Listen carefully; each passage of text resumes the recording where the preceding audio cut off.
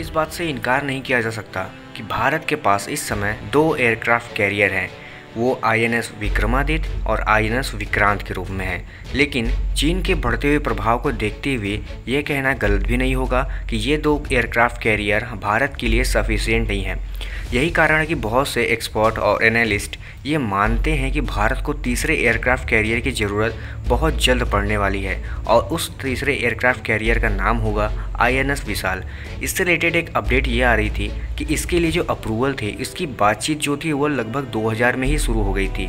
लेकिन कुछ कारणों की वजह से, चाहे वो फाइनेंशियल रहा हो या डिफेंस लेवल पे जो एक्सपर्ट होते हैं, ऑफिसर्स होते हैं, उनकी तरफ से कोई डिले हुआ हो, इसको अभी टाला जा रहा है। लेकिन ये बात बहुत सही है कि इसको ज़्यादा दिन तक नहीं टाला जा सकता, क्योंकि कुछ एक्सपर्ट ये भी कहते हैं कि इसके ऊपर का जो काम है वो लगभग शुरू हो चुका है और यह 2030 तक पूरी तरह से ऑपरेशनल होगा। हम ये बात इसलिए गारंटी से कह सकते हैं क्योंकि चीफ ऑफ नेवी, जिनका नाम है सुनील लांबा, उन्होंने भी एक मीडिया ब्रीफिंग के दौरान ये बात को एक्सेप्ट किया था कि आईएनएस विशाल जो है वो लगभग 2030 तक, अगर सभी हालात ठीक रहे, तो ऑपरेशनल रूप में देखने को मिलेगा।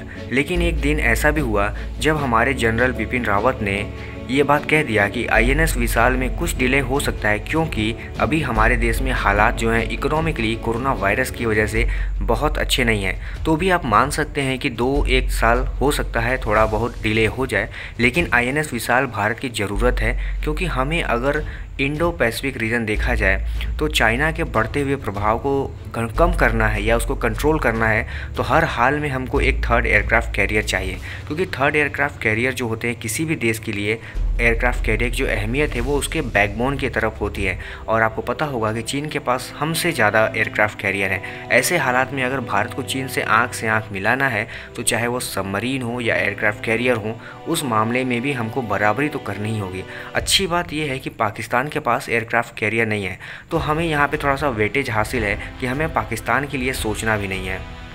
नेवी के बड़े अधिकारियों का मानना है कि जैसा कि हमारे पास 2 एयरक्राफ्ट कैरियर हैं, उनमें ज़्यादातर कन्वेंशनल फ्यूल यूज़ होता है, लेकिन उनका कहना है कि इसको थोड़ा अलग बनाया जाना चाहिए, यानी कि न्यूक्लियर प्रोपल्सन से चलने वाला ये एयरक्राफ्ट कैरियर होना चाहिए।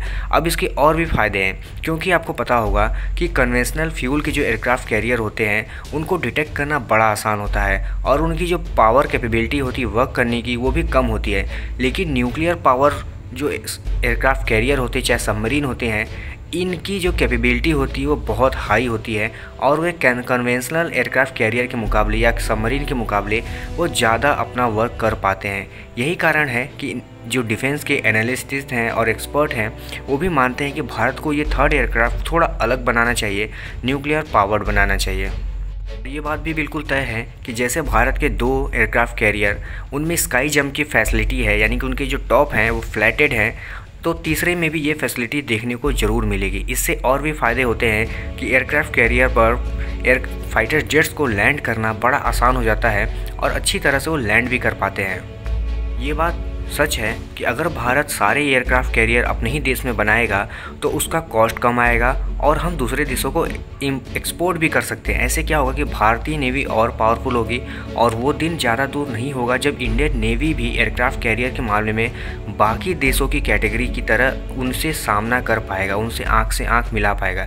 लेकिन ऐसा नहीं है कि भारत में सब कुछ तीसरे एयरक्राफ्ट कैरियर को लेकर सारी बातें सच ही हैं या सारे हालात ठीक ही हैं। सबसे बड़ा जो विवाद होता है वो उसके कॉस्ट फैक्टर को लेकर होता है। जैसा कि आपको पता होगा कि आईएनएस विक्रमादित्य जो था वो रशियन एयरक्राफ्ट कैरियर था, उसको रिफर्बिश्ड किया गया, यानी उसकी मरम्मत करके दोबारा से यूज़ किया गया है, तो उसकी जो कॉस्ट थी वो काफ़ी बढ़ गई थी। अब उसकी एक्चुअल कॉस्ट जो थी वो 974 मिलियन होने वाली थी, लेकिन जब उसको भारत को मिला और उसके सारे कल पुर्जे जब ठीक किए गए, एयरक्राफ्ट फाइटर जेट से लेकर जारी सारी फैसिलिटी देने के बाद उसकी जो कॉस्ट थी वो 7 बिलियन तक चले गई। आप सोचिए 974 मिलियन से 7 बिलियन तक का जो सफ़र है, कितना बड़ा खर्च है।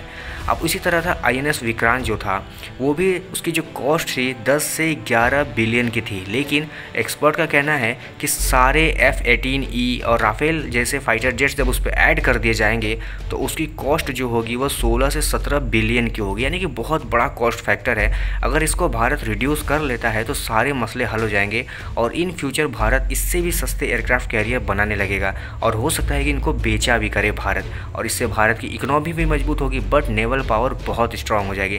तो दोस्तों आपको क्या लगता है कि भारत को सेकेंड एयरक्राफ्ट कैरियर के बाद शांति से बैठ जाना चाहिए या अपने तीसरे एयरक्राफ्ट कैरियर यानी INS विशाल की तरफ बहुत तेज़ी से काम करना चाहिए?